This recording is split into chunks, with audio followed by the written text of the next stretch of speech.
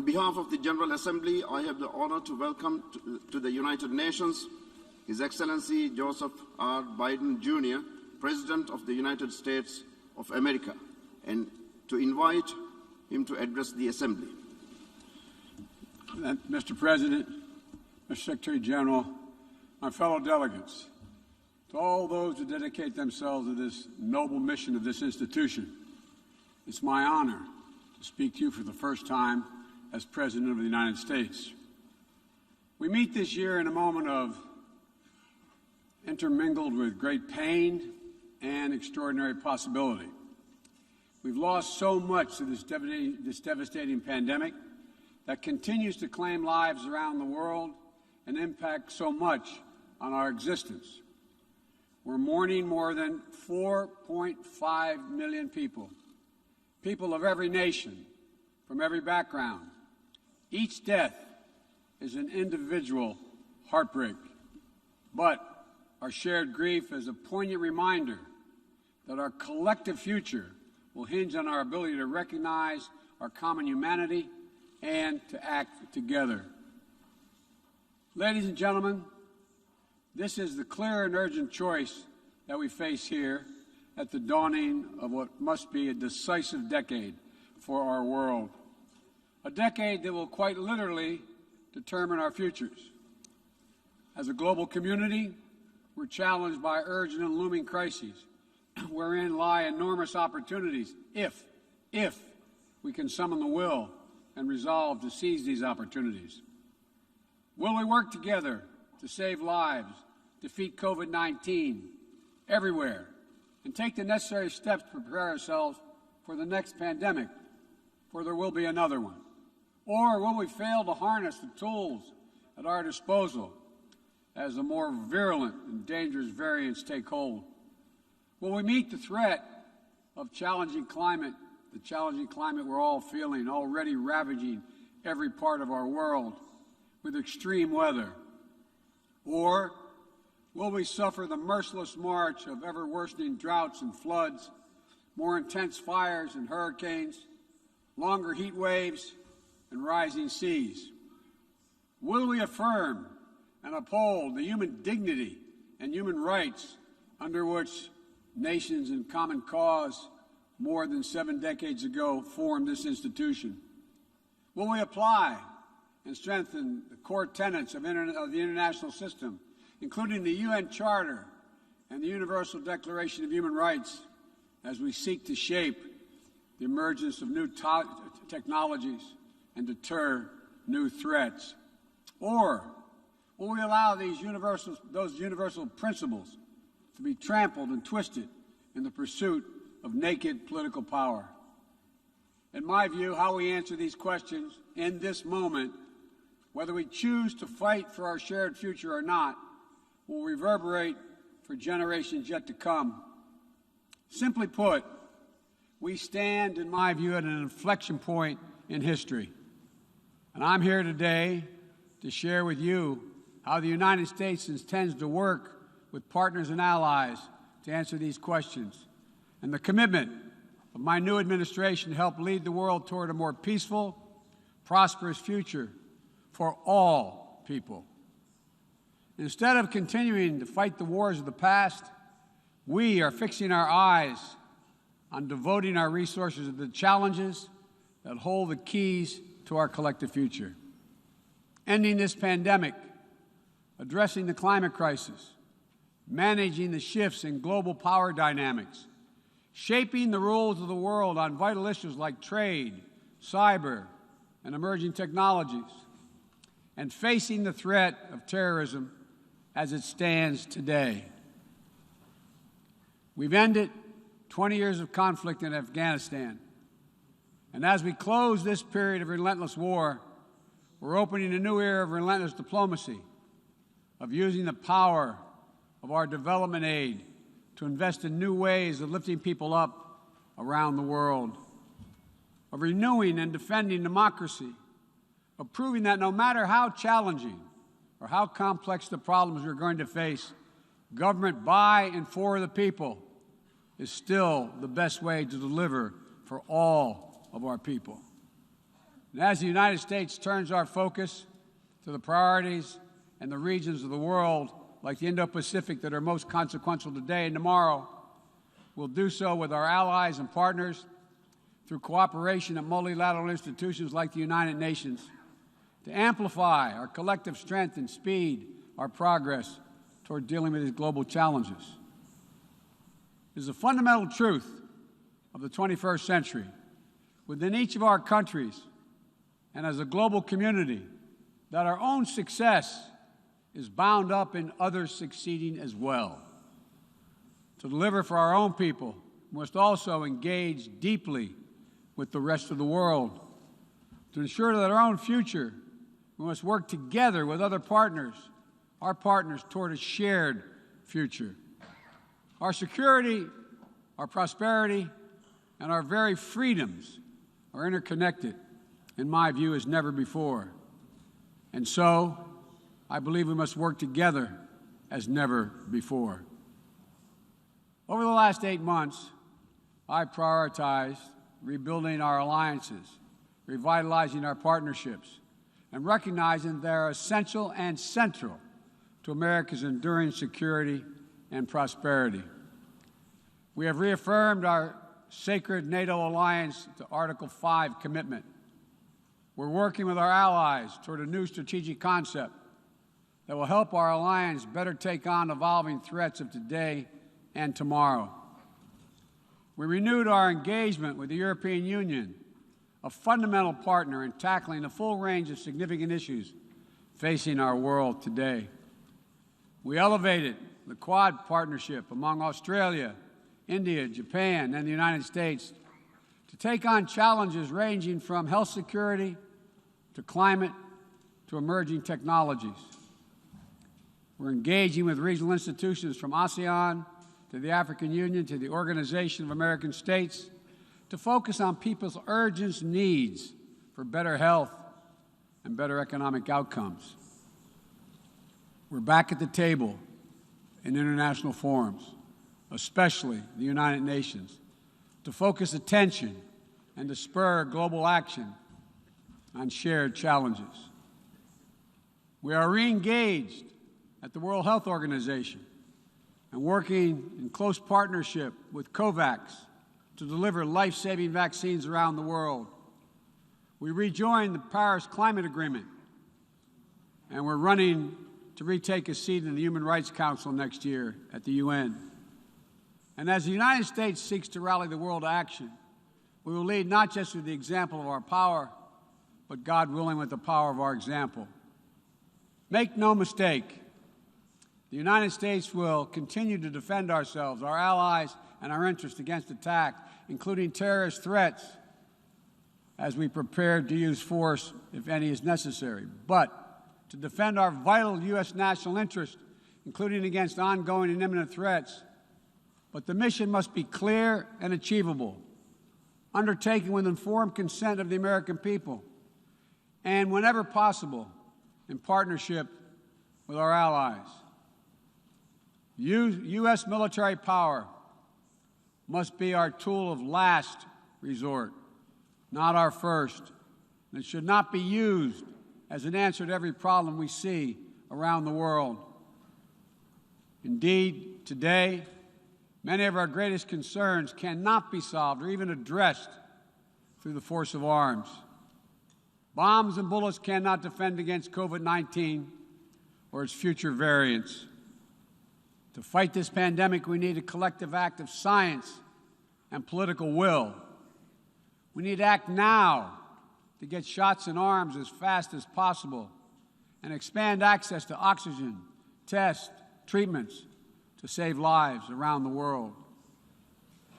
And for the future, we need to create a new mechanism to finance global health security that builds on our existing development assistance and global health and a global health threat council that is armed with the tools we need to monitor and identify emerging pandemics so that we can take immediate action. Already, the United States has put more than $15 billion toward the global COVID response. We've shipped more than 160 million doses of COVID-19 vaccine to other countries. This includes 130 million doses from our own supply and the first tranches of the 500 million doses of Pfizer vaccine we purchased to donate through COVAX.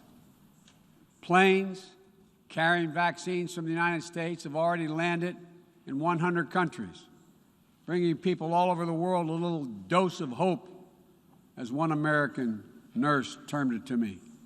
A dose of hope direct from the American people, and importantly, no strings attached.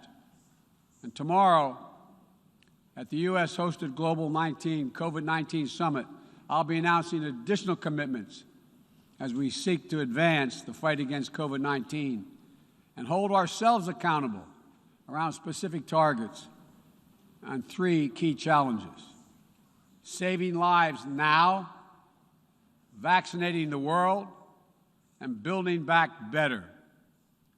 This year has also brought widespread death and devastation from the borderless climate crisis. The extreme weather events that we have seen in every part of the world, and you all know it and feel it, represent what the Secretary General has rightly called Code Red for humanity. And the scientists and experts are telling us that we're fast approaching a point of no return in a literal sense. To keep within our reach the vital goal of limiting global warming to 1.5 degrees Celsius, every nation needs to bring their highest possible ambitions to the table when we meet in Glasgow for COP26. And then to have to keep raising our collective ambition over time. In April, I announced the United States' ambitious new goal under the Paris Agreement to reduce greenhouse gas emissions from the United States by 50 to 52% below 2005 levels by 2030, as we work toward achieving a clean energy economy with net zero emissions by 2050. And my administration is working closely with our Congress to make critical investments in green infrastructure and electric vehicles that will help us lock in progress at home toward our climate goals. And the best part is, making these ambitious investments isn't just good climate policy. It's a chance for each of our countries to invest in ourselves and our own future. It's an enormous opportunity to create good-paying jobs for workers in each of our countries and to spur long-term economic growth that will improve the quality of life for all of our people. We also have to support the countries and people that will be hit the hardest and that have the fewest resources to help them adapt. In April, I announced the United States will double our public international financing to help developing nations tackle the climate crisis. And today, I'm proud to announce that we'll work with the Congress to double that number again, including for adaptation efforts. This will make the United States a leader in public climate finance, and with our added support, together with increased private capital and from other donors, we'll be able to meet the goal of mobilizing $100 billion to support climate action in developing nations. As we deal with these crises, we're also encountering a new era, an era of new technologies and possibilities that have potential to release and reshape every aspect of human existence. And it's up to all of us to determine whether these technologies are a force to empower people or to deepen repression. As new technologies continue to evolve, we'll work together with our democratic partners to ensure that new advances in areas from biotechnology to quantum computing, 5G, artificial intelligence, and more are used to lift people up, to solve problems, and advance human freedom, not to suppress dissent or target minority communities. And the United States intends to make a profound investment in research and innovation, working with countries at all stages of economic development to develop new tools and technologies to help us tackle the challenges of this second quarter of the 21st century and beyond.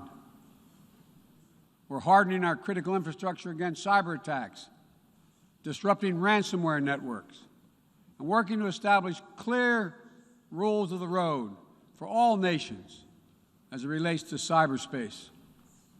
We reserve the right to respond decisively to cyber attacks that threaten our people, our allies, or our interests. We will pursue new rules of global trade and economic growth that strive to level the playing field so that it's not artificially tipped in favor of any one country at the expense of others. And every nation has the right and opportunity to compete fairly.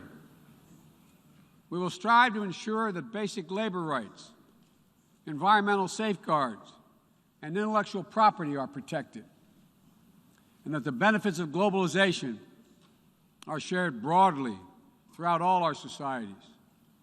We'll continue to uphold the long-standing rules and norms that have formed the guardrails of international engagement for decades, that have been essential to the development of nations around the world. Bedrock commitments like freedom of navigation, adherence to international laws and treaties, support for arms control measures that reduce the risk and enhance transparency. Our approach is firmly grounded and fully consistent with the United Nations mission and the values we've agreed to when we drafted this charter. These are commitments we all made and that we're all bound to uphold. And as we strive to deal with these urgent challenges, whether they're long-standing or newly emerging, we must also deal with one another. All of the major powers of the world have a duty, in my view, to carefully manage their relationships so they do not tip from responsible competition to conflict. The United States will compete, and will compete vigorously, and lead with our values and our strength. We'll stand up for our allies and our friends and oppose attempts by stronger countries to dominate weaker ones, whether through changes to territory by force, economic coercion, technical exploitation, or disinformation. But we're not seeking, say it again, we are not seeking a new Cold War or a world divided into rigid blocs. The United States is ready to work with any nation that steps up and pursues peaceful resolution to shared challenges, even if we have intense disagreements in other areas, because we'll all suffer the consequences of our failure if we do not come together to address the urgent threats like COVID-19 and climate change, or enduring threats like nuclear proliferation. The United States remains committed to preventing Iran from gaining a nuclear weapon.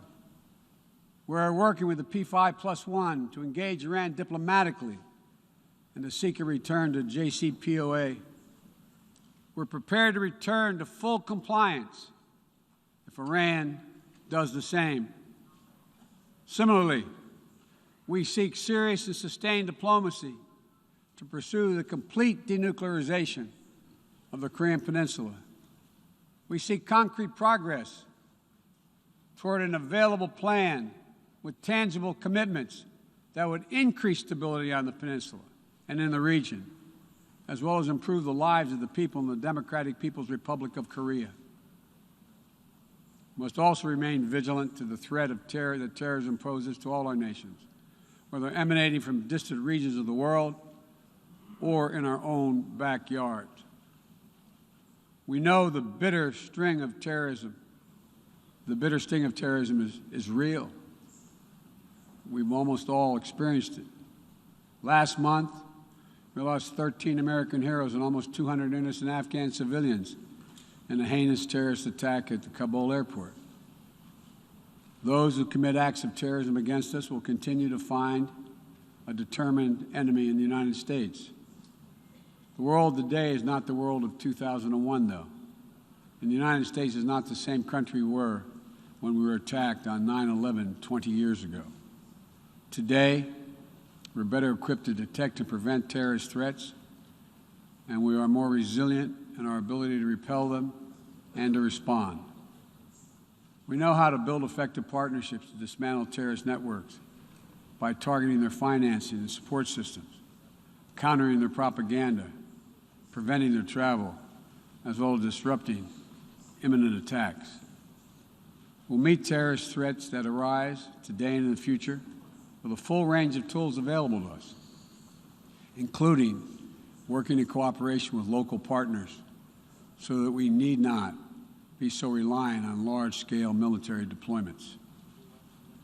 One of the most important ways we can effectively enhance security and reduce violence is by seeking to improve the lives of the people all over the world who see that their governments are not serving their needs. Corruption fuels inequality, siphons off a nation's resources, spreads across borders, and generates human suffering, is nothing less than a national security threat in the 21st century.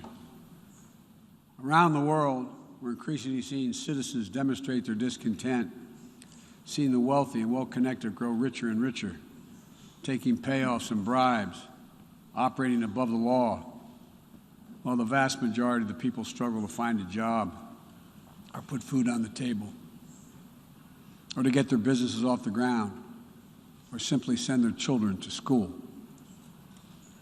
People have taken to the streets in every region to demand that their governments address people's basic needs, give everyone a fair shot to succeed, and protect their God-given rights. And in that chorus of voices across languages and continents, we hear a common cry, a cry for dignity, simple dignity. As leaders, it's our duty to answer that call, not to silence it. The United States is committed to using our resources and our international platform to support these voices, listen to them, partner with them to find ways to respond that advance human dignity around the world. For example, there's an enormous need for infrastructure in developing countries. But infrastructure that is low quality or that feeds corruption or exacerbates environmental degradation may only end up contributing to greater challenges for countries over time. Done the right way, however, with transparent, sustainable investment in projects that respond to the country's needs and engage their local workers to maintain high labor and environmental standards, infrastructure can be a strong foundation that allows societies in low and middle-income countries to grow and to prosper. That's the idea behind the Build Back Better world. And together with the private sector and our G7 partners, we aim to mobilize hundreds of billions of dollars in infrastructure investment. We will also continue to be the world's largest contributor to humanitarian assistance, bringing food, water, shelter, emergency health care, and other vital life-saving aid to millions of people in need. When the earthquake strikes, the typhoon rages, or disaster anywhere in the world, the United States shows up. We'll be ready to help. And at a time when nearly 1 in 3 people globally do not have access to adequate food just last year, the United States is committing to rallying our partners to address immediate malnutrition and to ensure that we can sustainably feed the world for the decades to come. To that end, the United States is making a $10 billion commitment to end hunger and invest in food systems at home and abroad. Since 2000, the United States government has provided more than $140 billion to advance health and strengthen health systems, and we will continue our leadership to drive these vital investments to make people's lives better every single day. Just give them a little breathing room. And as we strive to make lives better, we must work with renewed purpose to end the conflicts that are driving so much pain and hurt around the world. We must redouble our diplomacy and commit to political negotiations, not violence, as a tool of first resort, to manage tensions around the world, must seek a future of greater peace and security for all people of the Middle East. The commitment of the United States to Israel's security is without question, and our support for an independent Jewish state is unequivocal. But I continue to believe that a two-state solution is the best way to ensure Israel's future as a Jewish democratic state, living in peace alongside a viable, sovereign, and democratic Palestinian state. We're a long way from that goal at this moment, but we must never allow ourselves to give up on the possibility of progress. We cannot give up on solving raging civil conflicts, including in Ethiopia and Yemen, where fighting between warring parties is driving famine, horrific violence, human rights violations against civilians, including the unconscionable use of rape as a weapon of war. We'll continue to work with the international community to press for peace and bring an end to this suffering. As we pursue diplomacy across the board, the United States will champion the democratic values that go to the very heart of who we are as a nation and a people: freedom, equality, opportunity, and a belief in the universal rights of all people. It's stamped into our DNA as a nation, and critically, it's stamped into the DNA of this institution, the United States. We sometimes forget, I quote the opening words of the Universal Declaration of Human Rights, quote, "The equal and inalienable rights of all members of the human family is the foundation of freedom, justice, and peace in the world." The founding ethos of the United Nations places the rights of individuals at the center of our system.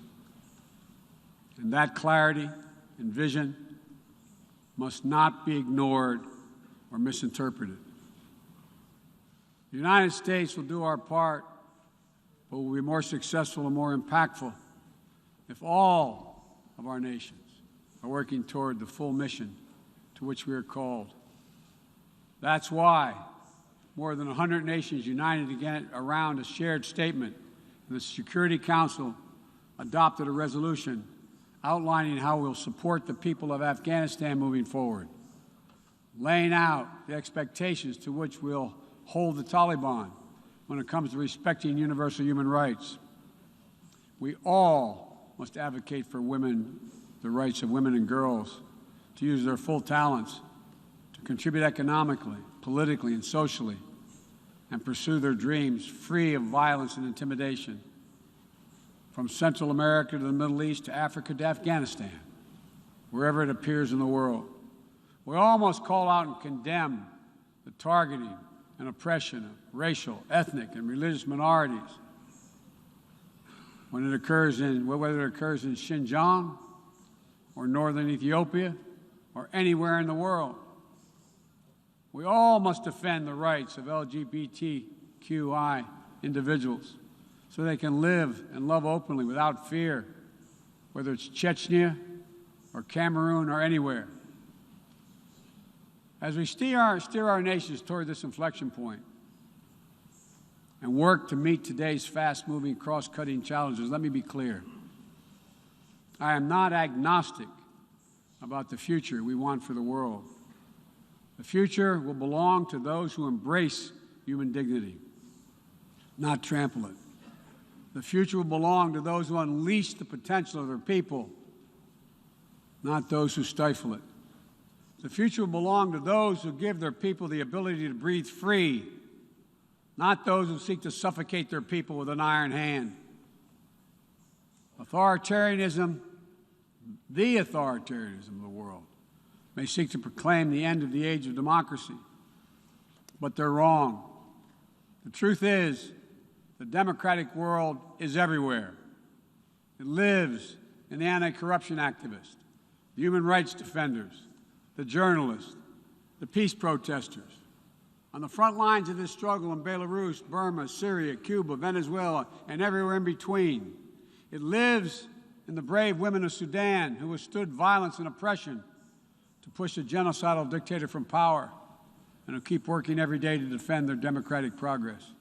It lives in the proud Moldovans who helped deliver a landslide victory for the forces of democracy with a mandate to fight graft, to build a more inclusive economy. It lives in the young people of Zambia who harnessed the power of their vote for the first time, turning out in record numbers to denounce corruption and chart a new path for their country. And while no democracy is perfect, including the United States, we'll continue to struggle to live up to the highest ideals to heal our divisions. And we face down violence and insurrection. Democracy remains the best tool we have to unleash our full human potential. My fellow leaders, this is a moment where we must prove ourselves the equals of those who come before us, who with vision and values and determined faith in our collective future built our United Nations, broke the cycle of war and destruction, and laid the foundations for more than 7 decades of relative peace and growing global prosperity. Now, we must again come together to affirm the inherent humanity that unites us is much greater than any outward divisions or disagreements. We must choose to do more than we think we can do alone so that we'll accomplish what we must together. Ending this pandemic and making sure we're better prepared for the next one. Staving off climactic climate change and increasing our resilience to the impacts we already are seeing. Ensuring a future where technologies are a vital tool to solving human challenges and empowering human potential, not a source of greater strife and repression. These are the challenges that we will determine what the world looks like for our children and our grandchildren and what they'll inherit. We can only meet them by looking to the future. I stand here today for the first time in 20 years with the United States not at war. We've turned the page. All the unmatched strength, energy, and commitment, will, and resources of our nation are now fully and squarely focused on what's ahead of us, not what was behind. I know this. As we look ahead, we will lead. We will lead on all the greatest challenges of our time, from COVID to climate, peace and security, human dignity and human rights, but we will not go it alone. We will lead together with our allies and partners and in cooperation with all those who believe as we do that this is within our power to meet these challenges, to build a future that lifts all of our people and preserves this planet. But none of this is inevitable. It's a choice. And I can tell you where America stands. We will choose to build a better future. We, you and I, we have the will and capacity to make it better. Ladies and gentlemen, we cannot afford to waste any more time. Let's get to work. Let's make our better future now. We can do this. It's within our power and capacity. Thank you. God bless you all.